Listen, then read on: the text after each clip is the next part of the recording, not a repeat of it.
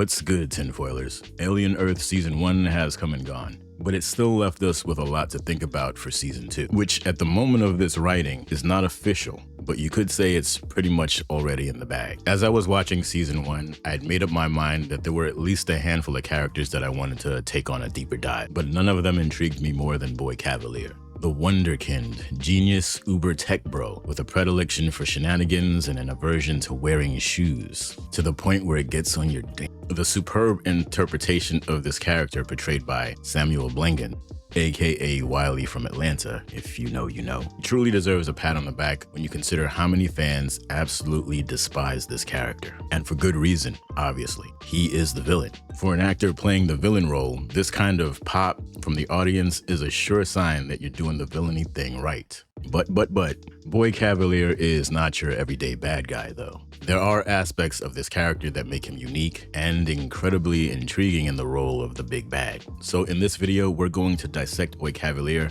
and see what we can learn about this character. And maybe we'll gain some insights, some answers to some of the pressing questions, and of course, dabble in some theories. So if that sounds good to you, grab your snacks because we're about to take off. But of course, not before I give a shout out to the channel patrons, the people that make this show possible. Much love and appreciation here. If watching my videos ad-free while you support the channel sounds good to you, check the link in the description. Make sure you got your safety goggles. It's time to dive.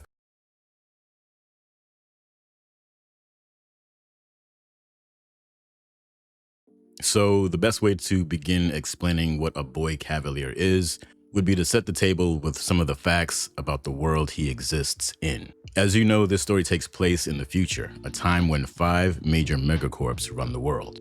All of mankind is under the control of these big 5. The subject in question, he represents one of these called Prodigy Corporation, so named after its founder.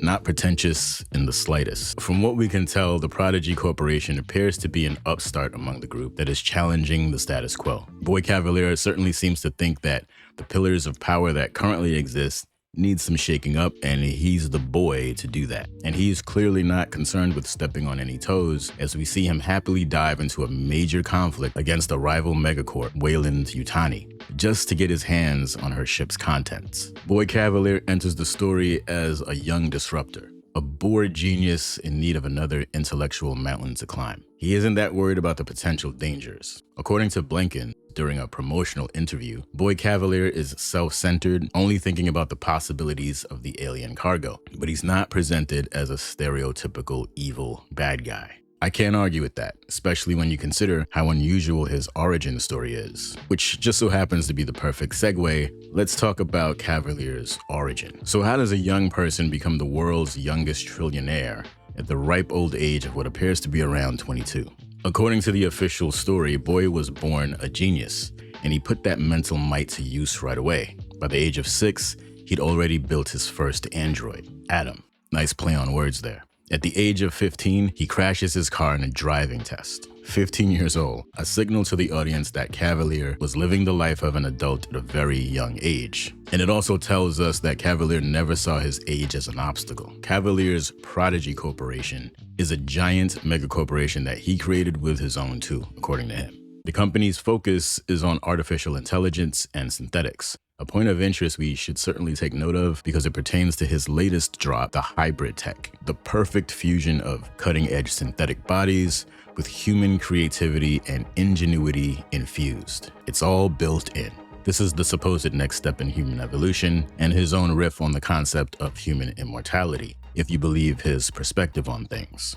In the year 2120, with the help of some elite scientists and staff, Boy is able to perfect the hybrid process with Wendy, the very first successful hybrid creation. Wendy is the apple of his eye, the crown jewel of his achievement and future thorn in his side, and the entire reason that this story exists. Boy Kavalier is one of the ultra-rich, with an endless amount of funds at his disposal. This gives him an insane amount of control over everyone around him, and thus it is his real source of power. But how does he use that power? What actually makes him a villain? The first shot that's fired comes from Boy when he finds out that a crashed Yutani vessel has planted itself into one of the buildings on an island that just so happens to belong to him.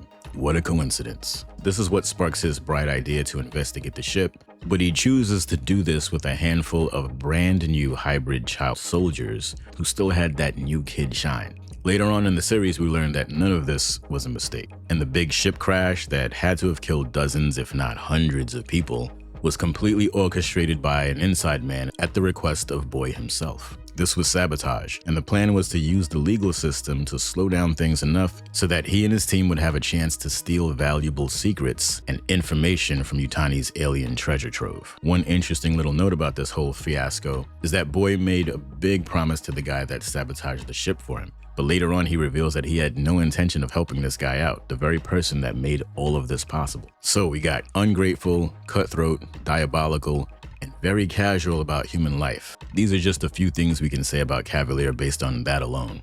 Let's not forget that when Toodles died, one of his own hybrid creations, he showed next to no remorse. He's only concerned about the cost because he sees Isaac and the rest as replaceable. Let's take a moment to step back and look at the hybrid program itself. The claim is that this opens up a new path to immortality.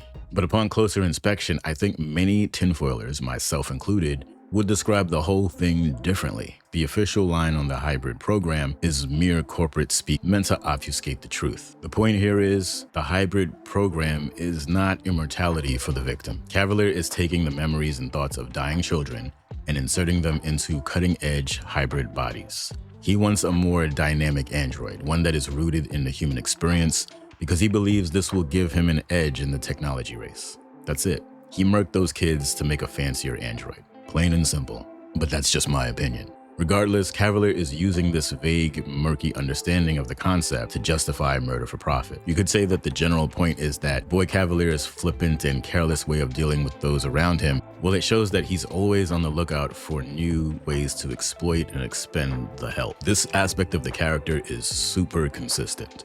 Just a small aside about Kavalier's choice to keep Joe's lung alive for that Xeno experiment. This alone is pretty evil, especially when you consider that Joe had no say in the matter and probably doesn't even know about it at all. As far as what he plans to do with this, the general speculation is that Kavalier plans to spawn a new Xeno, but the questions around why he chose Joe's lungs is where the real theory crafting begins.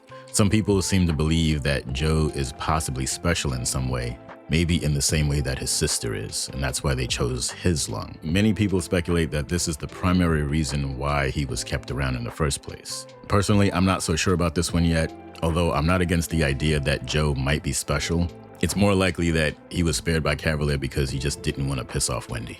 Okay, so we've established that Boy is a duplicitous snake with a very low opinion of humankind and a deep desire to stay rich and powerful while avoiding boredom at all costs. But how did we actually get here? For that, we're going to have to look all the way back into his childhood to get some clues. So Samuel Blinkens describes Boy Kavalier as having two separate lives, one defined by trauma and abuse, and another, a hero version, that he invented to survive. This is an interesting quote because it shows us that he became this person out of necessity, a survival tactic. And like most villains, fictional or not, he sees himself as the hero. And that small fact goes a long way in making a villain feel legit. But let's dig deeper into that childhood experience. Now, in the season finale, Boy Kavalier tells the story of how he, at the age of 6, built a synth because he's a super genius. Of course. But his father wasn't feeling it. The father is described as a psychologically abusive drunk who made Boy feel unsafe. Now, Boy believed that his father wanted to delete him, either out of jealousy or resentment for his gifts. So one day, that android he created deleted Daddy and took his place. So Boy Kavalier was raised by a robo-daddy, which certainly explains a lot. And it's really not hard to imagine how this played its part in making him the way he is today. It sounds as though Boy never really had a childhood and lived in fear of his father until he was no longer a problem. That's gonna leave some trauma behind for him to deal with. Then you consider that he was raised by his own creation, a robot essentially. So there's a lot missing there. And I'm also willing to bet he didn't program Robo-Daddy to be too strict. In fact, I would say it's not crazy to assume that Boy Kavalier has never really been told no in his life. Maybe not ever. We're looking at someone who never really had any kind of normal, healthy guidance from a parent growing up. That would pave the way for him to become an entitled brat today. Growing up too fast could also lead to this obsession he has with Peter Pan. Retaining his youth or never growing up might be something he wants to hold on to. Boy's childhood experiences paint the picture of someone who is disaffected, bitter, resentful, and emotionally stunted. This explains why he treats people like pawns or tools that he has to use, navigate, or control. Now, while we're in the neighborhood, let's talk about that Peter Pan connection a little more. The showrunner has already explained that Alien Earth is, in a way, a dark retelling of the Peter Pan story, as if the real Peter Pan story wasn't dark enough. The boy Kavalier character clearly sees himself as the ageless boy wonder, and his creations are his versions of the Lost Boys. And much like Peter Pan, this character prides himself on maintaining a youthful outlook on his life and work. This is the reason why he always looks like he just got out of bed and floats around the compound without his shoes on. This is a quirk that the actor added to the character during production, and it really stuck. The shoelessness, according to Blenkins, made him feel liberated and helped him to figure out exactly who this character is. I mean, we saw this dude's feet way too often, and as annoying as that was, it worked. It made him that much more insufferable as a character, especially when you add that to the general rude way that he addresses his colleagues and peers. It suggests that he's a little boy who has no sense of etiquette and can't be bothered with pesky social norms. Now, we've already talked about how his obsession with being a perpetual child probably has a lot to do with his own lost childhood, but I think there is a little more to it than that. When I was growing up, I thought of Peter Pan as a protagonist, but like a lot of people, that view changed after reading the book, which was quite different from Disney's version of things. The Peter Pan character really does come off like a villain when you consider some of the details in the original story. For example, like how he thins out the Lost Boys when they get too old, whether that's because they got physically older or because they just wanted to leave. Some people interpret that as Peter knocking off the Lost Boys when they no longer met the club requirements. Now, Peter Pan from the novel remains young because he has a memory like a sieve and because he's emotionally stuck at the level of a child. This is a character that is fully in the present and can't be bothered with the past, or you could think of it as someone who's not concerned with the results of their actions, yesterday's problems. I'm sure you can see the parallels there between Peter Pan and the boy Kavalier character. The point is that Peter Pan in the book isn't really the good guy.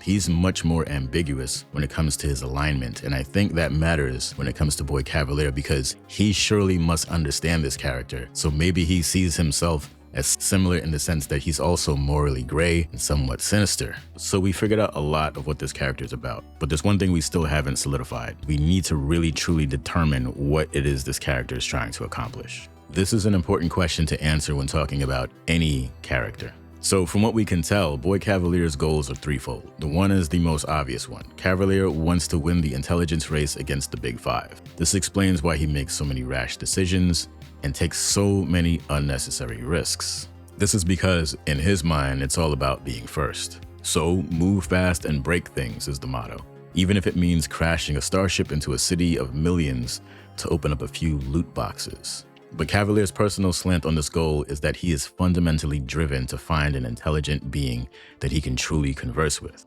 I want to talk to somebody smarter than me, he says, believing that acquiring the Teocellus monster will allow him to have an interesting effing conversation with a superior intelligence.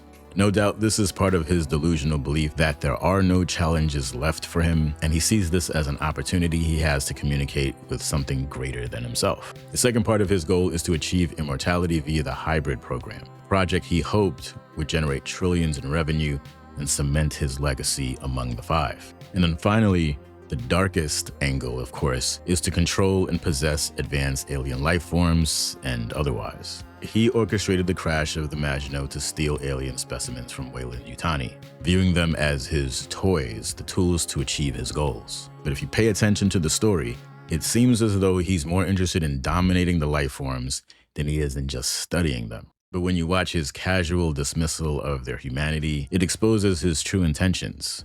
Boy Kavalier is a character fueled by hubris. He's so convinced of his brilliance that he fails to recognize that the monsters he's unleashed, both alien and hybrid, are destined to turn on him. Raw genius and unchecked power combined with a refusal to face reality. This is a guaranteed fail. That's a wrap on this season 1 character breakdown of Boy Kavalier.